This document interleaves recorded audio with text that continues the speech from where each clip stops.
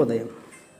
Global బెతేనియా Calvary ministry తరపున ఈ ఉదయకాల సమయంలో మరొకసారి మీ మధ్యలో దేవుని యొక్క మాటలు ధ్యానించడానికి దేవుడు నాకు ఇచ్చిన మధురమైన అవకాశాన్ని బట్టి మీ దేవునికి ప్రత్యేకమైన వందనాలు తెలియజేస్తున్నాను. చాలా సంతోషం అండి. మా ప్రయాణం నిమిత్తం మీరందరూ కూడా ప్రార్థన చేశారు. ఈరోజు మేము కరుణాపురంలో ఉంటున్నాం.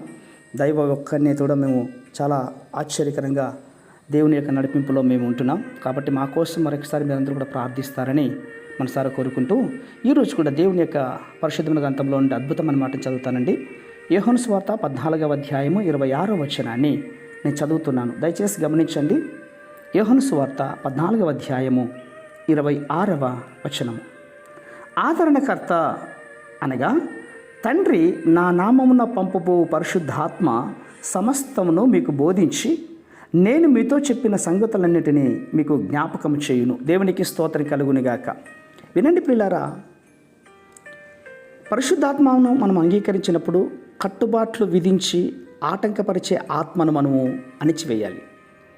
ఆత్మ మీ మనస్సాక్షి స్వరముతో కలుసుకునేటట్టుగా ఉండాలి. ఆత్మయే మిమ్మల్ని ప్రేరేపించి నడిపించేదిగా ఉండాలి. అందుకే అన్నాడు, దేవుని ఆత్మ చేత ఎందరైతే నడిపింపబడతారో వారందరూ దేవుని కుమారులై ఉంటారు అని. ఎప్పుడు కూడా మనము ప్రభువుతో బోధించేవారుగా కానీ సలహా ఇచ్చేవారుగా కానీ మనం ఉండకూడదు. అనేక మంది తమ స్వయం చిత్తమును దేవుని చిత్తమును తెలుసుకున్నట్లుగా చేస్తారు. చూడండి ప్రియులారా, ఆది కాండంలో లోతును గురించి మీకు అందరికీ బాగా తెలుసు. ప్రభువారు తన చిత్తమును అతనికి బయలుపరిచి నీ ప్రాణమును దక్కించుకున్నట్లు పారిపోము, నువ్వు వెనకకు చూడుకును, ఈ మైదానంలో ఎక్కడ కూడా నిలవక నీవు నశించిపోకుండా ఆ పర్వతమునకు పారిపో అని చెప్పాడు కదండి. అందుకు లోతు చెప్పినటువంటి జవాబు ఏంటి తెలుసా? ప్రభువా అలా కాదు అన్నాడు. అంటే ప్రభువుకి సలహా ఇచ్చి ఆశ్చర్యకరమైనటువంటి నీతిమంతుడు లోతు అతడు దైవ చిత్తమును చేయనటువంటి వాడుగా భక్తిపరుడుగా ఉన్నాడు, కానీ దైవ చిత్తమును ఎరగని వాడుగా కనబడుతున్నాడు. ప్రియులారా గమనించండి. సారవంతమైన నీరు పారుచున్న స్థలములోనూ అతని కళ్ళలో అది చూశాడు, కానీ దైవ చిత్తమును లోతు చూడలేకపోయాడు. అందుకే అన్నాడు, అలా కాదు ప్రభు అని.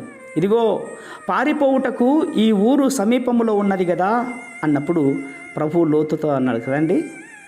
ఒక మాట చెప్పనా, డాక్టర్కు సలహా ఇచ్చే వ్యాధిగ్రస్తులు ఉండొచ్చు, టీచర్కు సలహా ఇచ్చే విద్యార్థులు ఉండొచ్చు, కానీ దైవ చిత్తమును ధిక్కరించి దేవునికి తన స్వయం చిత్తమును చెప్పు విశ్వాసులు ఎల్లప్పుడూ కూడా ఎప్పుడు కూడా ఎక్కడ కూడా ఉండకూడదు.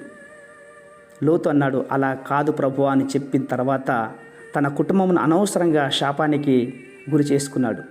అతని భార్య ఉప్పుస్తంభం అయిపోయింది.